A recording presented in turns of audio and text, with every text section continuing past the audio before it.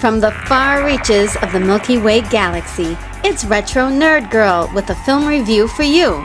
Today, I'll be reviewing the movie Galaxina, released in 1980, starring Stephen Mock, Avery Schreiber, and J.D. Hinton. Directed by William Sachs. The synopsis is: in the year 3008, the Space Police patrol ship Infinity is assigned to capture the Blue Star from a renegade robot by the name of Ordic, who seeks to control the universe. The story. The story was written by William Sachs, who was influenced by surrealists during his career. So in this film, he really plays with his surrealistic influences and adds some more outside influences by parodying many popular science fiction mainstays, playing upon the comedy. This is a common practice for a lot of low-budget productions. They veer towards mockery and comedy as not to appear to be competing with great science fiction films, and yet still introduce a few new concepts without being heavily judged because of the low-quality production. A few famous ones are The Creature Wasn't Nice, released in 1983, and Spaceballs, released in 1987. Galaxina mocks Star Trek with the captain's log, swishing doors, and they feature a bartender with upside-down pointed ears by the name of Mr. Spot, to mock Mr. Spock. Aliens, released in 1979, is parodied when Sergeant Thor says, "In space no one can hear your siren," and the captain of the ship gives birth to an alien from his mouth that scuttles off to hide in the ship. Young Frankenstein, released in 1974, was parodied when we hear a repetitive angelic music that plays every time someone says the Blue Star, which is much like the horses neighing in Young Frankenstein every time someone says Frau Blucher. Altair 1, the prison planet that the crew must travel to, pays homage to the distant world of Altair 4. That is featured in Forbidden Planet, released in 1956. Star Wars: A New Hope, released in 1977, is the film that people often notice the mockery. There is a masked villain using a robotic baritone voice that says, "I have got you now," similar to the way Darth Vader says, "I have you now." I wish I could do a Darth Vader, so "I have you now." I always used to love pretending I could sound like Darth Vader, but never could get that voice because I'm a girl. There's an intergalactic brothel and a human restaurant that is often compared to the famous cantina scene in Star Wars, while 1920s style music plays in the background in both films. The film also utilizes the ever-popular Star Wars text crawl, which is actually not the first movie to do this text crawl. However, because of the sheer volume of the audience that has seen Star Wars, that text crawl is always associated with the film. Now, what Galaxina does with this text crawl is actually it adds its own humor gear to for an early 1980s audience. Is the story good? It's not. The story definitely takes you on an adventure by taking you through several opposing segmented themes. The pacing. At an hour and 35 minutes, it's slow, but it does take you on the adventure I was telling you about earlier. There are many slow camera pans just to fill time, and these are scenes of just hallways, the camera just panning through long hallways. And to be honest, it always makes me a little upset when B-movies show boring footage that really doesn't serve the story in any way in order to fulfill the requirement to be a feature film. It's like watching them shoot themselves in the foot. It it breaks my heart. I just want them to try, So, you really can't do things like this when you're already an underdog, being a low budget film and having so many challenges. And this film had so very many challenges. The actual story plot starts at 35 minutes into the film, and that's really why so many people have a problem with the pacing. The next 45 minutes after that is really a lot more fun. The challenge. The challenge in this film is actually a renegade robot that I was telling you about in the synopsis. His name is Ordic, and he escaped from his home world of Mordric. It's really plain to see that he is a parody of Darth Vader, wearing a mask and having a very deep robotic voice. But the design of his mask is where you can really see the comedy of his presence in the film. The design is awfully comical on purpose, so it's really hard to consider him as a real threat. His entire goal in the story, which is stated several times, is that he wants to rule the universe. He's after a priceless stolen gemstone called the Blue Star that is on the prison planet of Altair 1 in the possession of Frank Future. The Blue Star may have the power of the stars within it, but it never explains exactly what that is. Ordic is not a really smart villain, so you really just feel like he's there to fill the scenes, to create something for the characters to do. The empathy. The team on the Infinity is led by the captain of the crew, Cornelius, but he is pretty much a delusional buffoon. There's no other way to describe him. He is the butt of the jokes, no pun intended. And he really sets the tone for how relatable we are to the crew in general. And unfortunately, it's hard to care for him because every action that he makes is part of a gag or a joke. This kind of thing really works well for villains, but for the protagonists, I think it's really important for us to really feel as if our heroes are competent in some kind of way. The other piece to it is that he's not a nice person.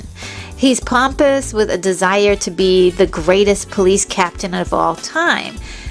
And he's filled with so much selfishness and loathing of others that everything must go his way even when he's extremely wrong. The other crew members, we've got the pilot, Private Robert Buzz McHenry, and everybody calls him Buzz. He's the young, free-spirited space cowboy. He's likable because he's pretty much a guy who kind of goes with the flow of everything and what's happening. He seems to be sandwiched between the captain and the sergeant, being told what to do. And he seems to actually want to do the right thing. And he's a good kid. The first officer of the ship is Sergeant Thor, who is really likable. He's young and a little naive, smokes cigars while he works out, and most importantly, he's in love with the ship's android, Galaxina. His personal challenge is that he cannot touch her or he cannot have a conversation with her because she does not speak. Strangely enough, though, she's in love with him too. And you get to see a little bit of that when she sheds a tear after she sees him kiss a robot at a brothel. So this is where the story has its little side plot line of these two kind of trying to figure out a way that they can make their relationship work. While the crew is in stasis for 27 years, chasing down the Blue Star, Galaxina overrides her programming so she can reprogram herself to be more like a human woman. And then that story plot reaches its arc when Galaxina reveals her love for Thor. It's a cute relationship, but it's hard to take it seriously because it's played for laughs. The technical aspects. There are definitely areas where the production was really tailor-made for the story. But there were also many lazy moments, like many of the sound effects were ripped off of Star Trek and Battlestar Galactica. Then in one scene you can see that the Batmobile from the television series Batman in 1966 is actually parked on the street of some of the Western Town shots. And that Western Town is actually a spare Paramount studio set. And they may have had to resort to such tactics after facing a great deal of bad luck during the production. Bad weather rendered many of the sets that they made for the film unusable on the scheduled time for the filming, so many days were lost cutting into the schedule and the budget. Many of the scenes from the original screenplay had to be cut out entirely, which would have probably made the story make more sense and have more body and feel to it. William Sachs noted how it affected the pacing and said that he would have edited it in a faster style if he had those lost scenes. Besides the setbacks, the sci-fi nerd in me just enjoys seeing all of these cool images that are unique to this film. Even though many of the masks weren't really very good, and even Star Wars had problems pulling off realistic masks back in its day, the aliens were really quite fun to see in this movie. I mean, they were really having a lot of fun with it, and I enjoyed it.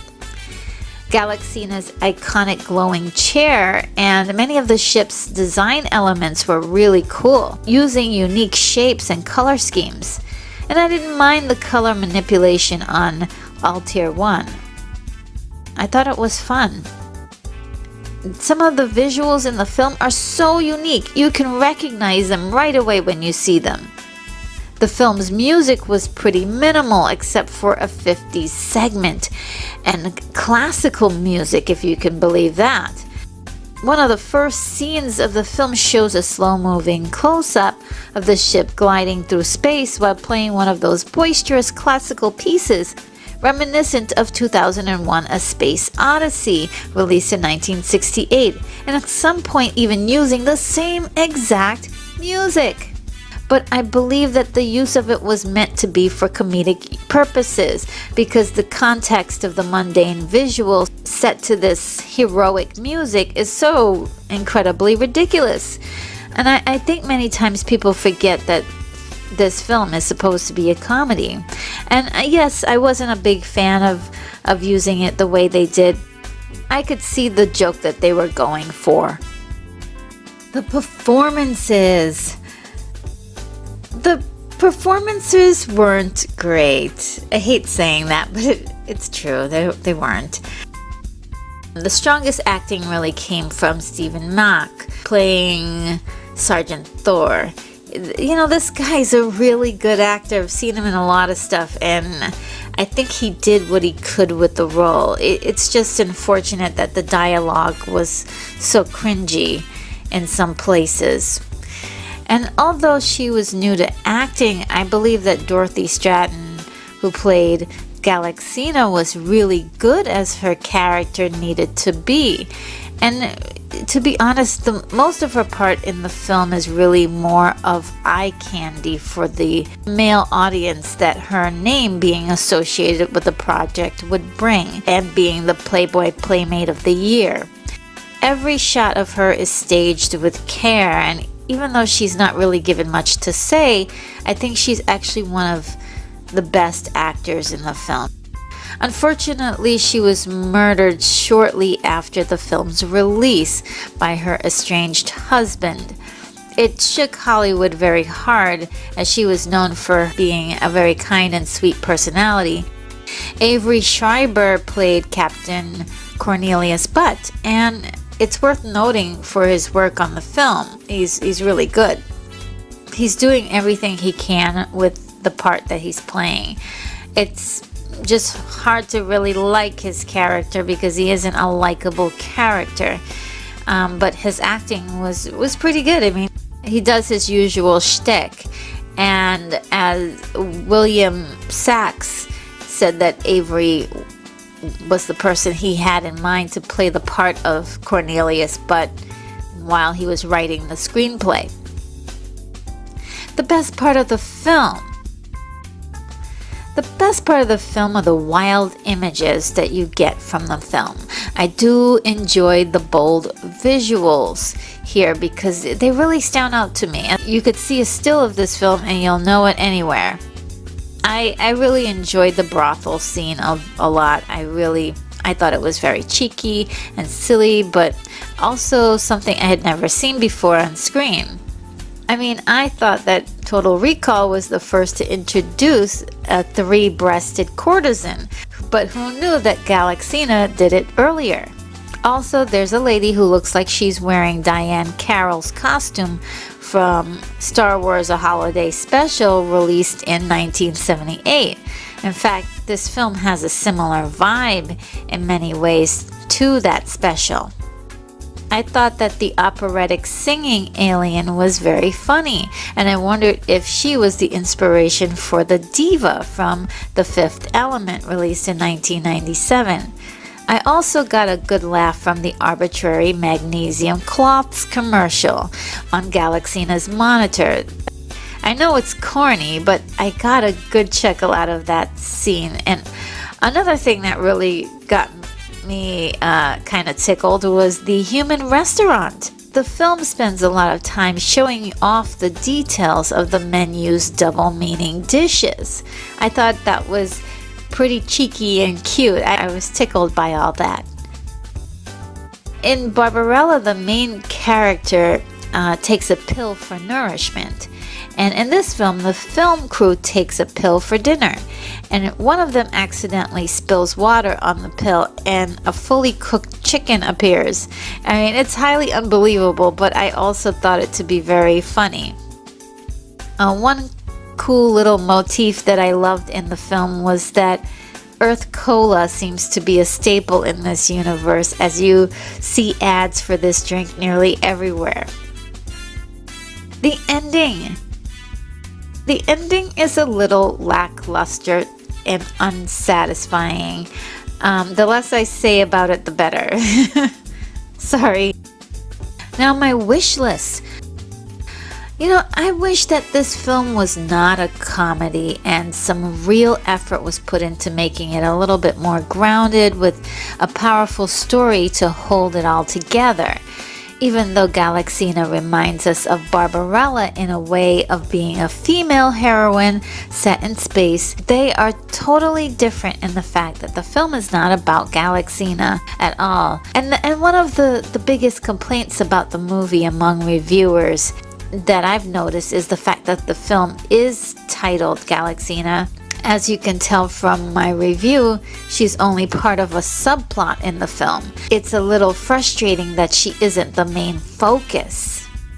I was hoping that we'd get more character development and how she was made, what makes her special, why she can feel, and what makes her a hero.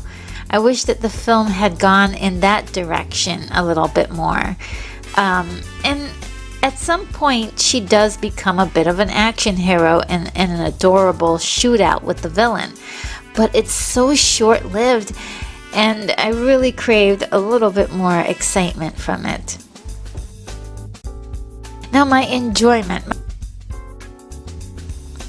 Now, this film isn't a well-known film. It's one of those films that you ask people if they know the film and they kind of go, no. And this movie pretty much escaped my universe until about 2014. It actually won the Audience Award at the 1983 Brussels International Festival of Fantasy Film. And it has an incredible cult following. What's good about the film? It mainly serves as a means to admire and appreciate the late Dorothy Stratton. Yes, we get classic bad special effects and terrible jokes, but there are a few gem moments that I enjoyed greatly. Cheesy film or not, this is one of my guilty pleasures. Really, really guilty. Don't tell anyone.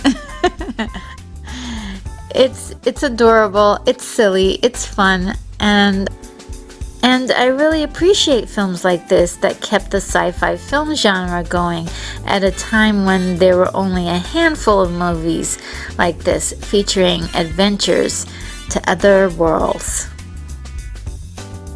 My rating is a 6.3. That sums up my review.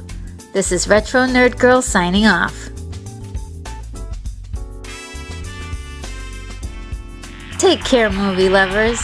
I'm off to my next review.